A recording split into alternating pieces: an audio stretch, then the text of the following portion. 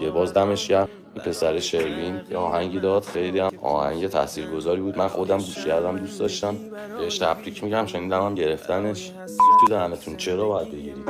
جوون مردم آهنگ خونده دیگه. من خودشون اصلا آوردن تو عصر جدیده، خودتون آوردید دیگه. الان خودتون خواننده آوردید داره میخونه دیگه، چرا میگیریش؟ خودت هم یعنی قبول نداری؟ خود 4 تا داور خای مالی که گذاشتی اونجا رو هم یعنی قبول نداری؟ آقا فقط دخترا نیستن، پسرا هم شما گاییدید.